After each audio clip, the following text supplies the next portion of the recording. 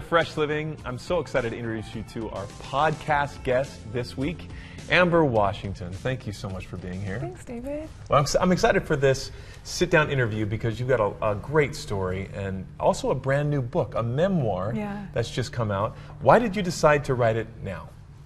Well, there was a lot that happened, that led me here, but really I think that it came down to I did a lot of work in my own healing journey. Okay. And I got to a place where I knew that I was helping people because I had started to share my story publicly.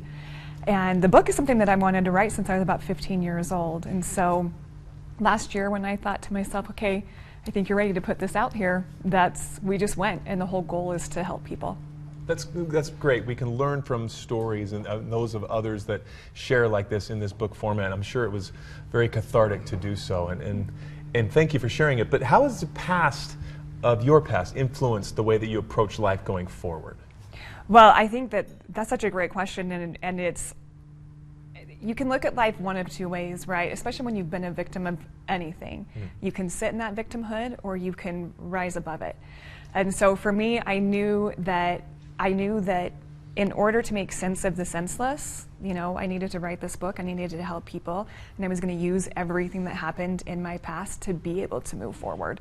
Good for you. And you have a company, it's called Whole Heals. Correct. What is Whole Heals, and how do you hope that it's going to help people in the future? Yeah, so Whole Heals is a multi-platform impact company that is created through storytelling, training, and community.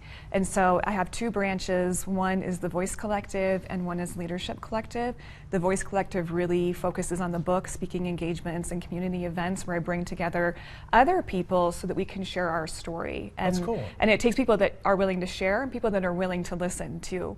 And then the leadership side of things is training that I've developed that is trauma-informed and neurodivergent-centered, and it's leadership training. So we take that out into the workplace. And I was going to say, you're wanting to bring this into the corporate world, the workplace. Yeah. How doing so? What's the mechanism to do that? So it's through the training, and it's delivered, in conjunction with my former therapist who has developed the training with me. Cool. So either in person, online, hybrid. But really the meaning behind that is to help leaders see people as people first and look through the lens of what happened to you versus what's wrong with you. Well, I'm certainly excited to listen to this podcast. And for those that are listening right now, what's the one thing you want listeners to take away from this podcast episode? Oh, my biggest thing is share your story. What happens when we share, when we get it out, and when we have people that are willing to listen. So whether you have a story to share or you're somebody that can hold empathy and space to listen, that's the biggest thing. It may just be the spark that someone needs desperately right now. So check this out. I appreciate your time, Amber. Thank you for being on the show. Thank you can find Fresh Off the Set wherever you listen to podcasts. Thank you again, Amber. It's great to have you. Thank you.